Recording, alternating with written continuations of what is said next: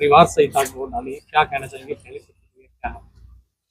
मैं रोहतक की देवतुल्य जनता का पहले तो आभार व्यक्त करता हूँ कि बड़ा आशीर्वाद और प्रेम रोहतक की जनता भारतीय जनता पार्टी के सभी प्रत्याशियों को दे रही है।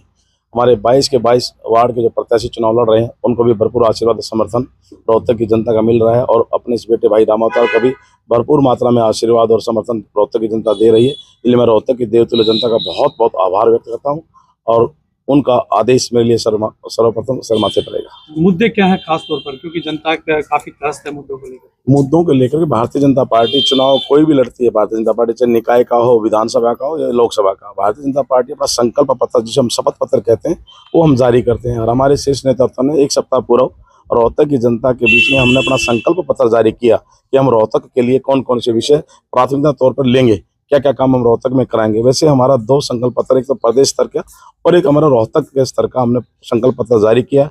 हम अपने जो हम कहते हैं, हम जो लिख करके देते हैं, निश्चित तौर पे हम एक एक जो बात की उसे पूरा करने का काम करेंगे। इसके अलावा भी मेरी रोहतक की जनता जो हमें आदेश देगी हम उसे भी प्राथमिकता तौर पर पूरा करने का काम करेंगे। मुकाबला कितना मानते हैं? आप स्वयं देख रहे हैं रोहतक की देवतुल्य जनता 100% भारतीय जनता पार्टी के साथ खड़ी है। मुकाबला है ही नहीं, दूसरा प्रत्याशी कभी दिखाई दिया ही नहीं। आप स्वयं फील्ड में रहे सम्मानित पत्रकार बंधुओं, क्या आपने उनका कहीं चुनाव प्रचार दिखाई दिया?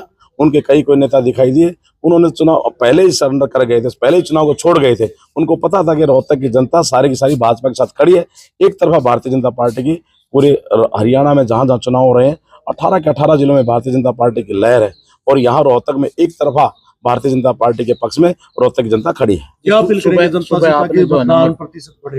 मैं रोहतक की देवतुल्य जनता से प्रार्थना करना चाहता हूं कि आप हम सब ने मिलकर के निश्चित तौर पे अब वोट डालना चाहिए और मेरी प्रार्थना है कि ज़्यादा से ज़्यादा आप वोट डलवाएं। अपने अगल बगल में अड़ोसी पड़ोसियों को, सब साथियों को साथ लेकर के, परिवार को, लोगों को साथ लेकर के वोट जरूर करना चाहिए और इसलिए मेरी विनती है कि ज़्यादा से ज़्यादा वोट करें।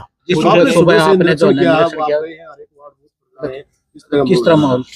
मैं लगभग अभी तक 80-82 बूथ मैंने कवर कर लिए हैं। उन सभी बूथों पर एक तरफा भारतीय जनता पार्टी की लहर है। पूरा रोहतक भारतीय जनता पार्टी के प्रत्याशी को अपना समर्थन दे रहा है।